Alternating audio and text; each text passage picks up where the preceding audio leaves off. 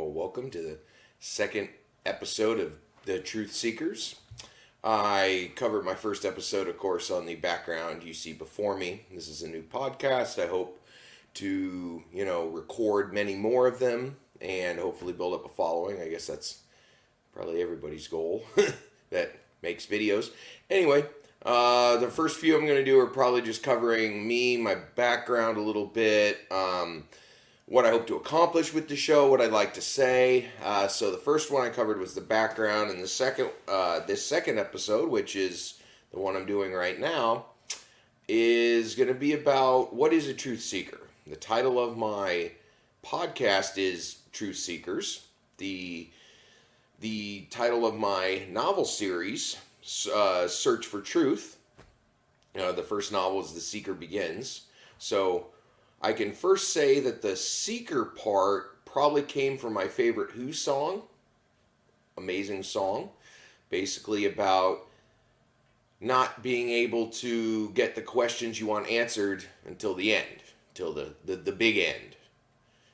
So a lot of us have questions, but we're still going to keep asking. And even if we don't find them, some of the ultimate answers we seek. That's really about that song, but it always hit me because that's seeking truth in a nutshell. So, otherwise, I picked it for the book, again, the song, and this word seeker, and as far as seeking truth, it's different for all of us. I mean, I've come to realize that, my search for truth is going to be different from somebody else's search for truth. But at the same time, I know that they're all basically heading to the same place. A lot of us are, fighting through the chaos, trying to stab our way through the fog of, confusion and everything going on right now with the virus and the protests and yes, it's alive. I don't think there's any other time in history when we'd rather have truth. Of course, truth to some can be objective. While it is true that we do create our own realities, we can't create our own facts, or we can create them, but that doesn't make them real. A lot of politicians, people in power, try to create their own facts. Or if facts come out that they don't like, they call them fake news for lack of a better word. So, anyways, back to our definition here. Truth seeking to me is not only not putting up with the status quo, although that's certainly part of it, but finding truth in every interaction we have, whether it be a random person at the store, the bank, the supermarket, the post office. I'm sure there's probably a little less of that these days because of, social distancing and masks and stuff, but it starts with, I know it's one of these concepts that is hard to explain, but through this episode and through future episodes, I'll certainly do my best to explain it. Seeking truth is just seeking authenticity, seeking something real. And I think we all want something real. The things that get lost in the chaos are, some weren't meant for us, some were meant for us. But that doesn't mean it wasn't a true experience. So we have to go forward with true experiences. So how do we have true experiences? How do we be able to see that something is authentically real? Now, granted, again, the way we view something is going to be different from the way somebody else views something, but there it is. So we just do the best we can. Different paths to the same basic place, that kind of thing.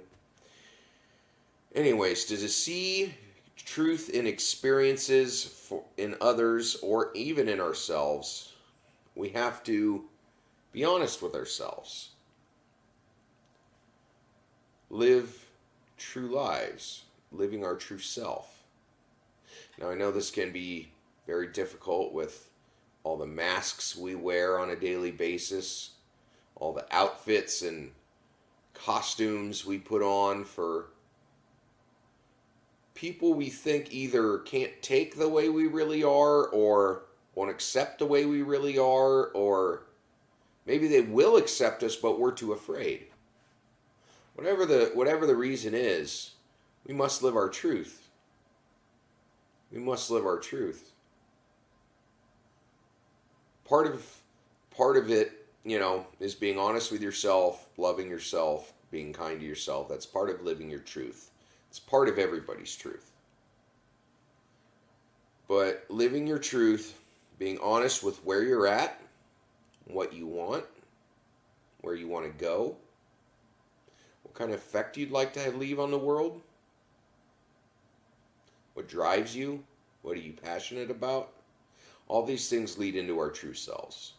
Yes, we're mothers, fathers, brothers, sisters, nephews, nieces, all this stuff. We're all of that. But who we are, only we can really define that. And even though we may disguise it from time to time, in our hearts, in our minds, we know when we're trying to put one over on ourselves. So when we can stop doing that, stop putting one over on ourselves, live our true selves to ourselves, we're going to start seeing the world a lot differently.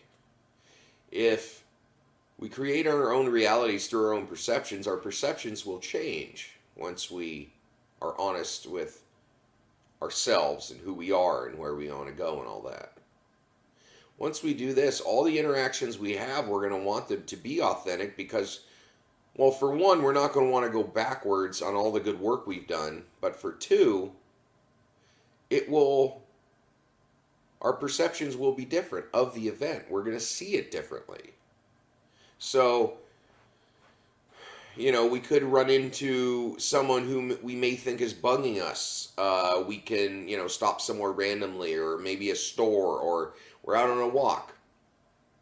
And someone maybe taps us on the shoulder and asks us a question, maybe what time it is, or, if a bus is running that day, or if a certain business is over, or whatever the case is.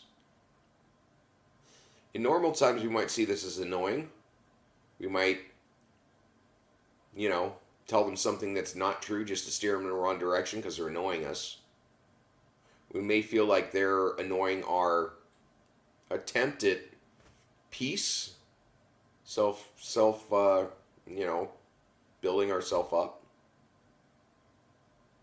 But if we're true with ourselves going into this interaction, all that might still be true about them being annoying.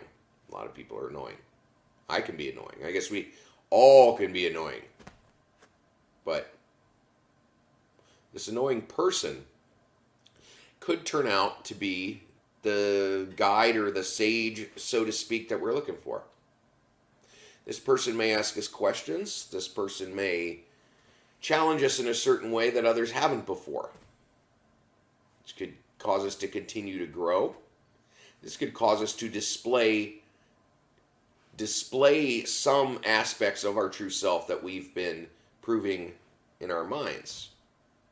Once we put it out there for someone else and they see our true selves and us being authentic, even though they may be annoying or they may disagree with us, or we may say something and they may play devil's advocate, even though they may not really believe it. What if we go in there with true intentions, with truth? We're going to find out that whether it's good or bad, chances are, we're going to learn a lesson from this person. We're going to learn who we really are. We're going to learn who they really are. This search for truth is aided by each other. It really is. I don't know if the unity that we feel inside in our hearts, I don't know if it's something that can be challenged. Anything can be challenged. But that unity, that truth that we come to between two people, that lived experience through us and with us, is what matters. Seeking truth. Once we get that interaction, we're going to see everything else will fall into place. I love you all, and we'll talk soon. Remember to like and share this video and hit the subscribe button. Links for all my social media, my website, and where to buy my books are in the description below. Love and gratitude will find a way. We just have to keep the conversations going. See you all soon.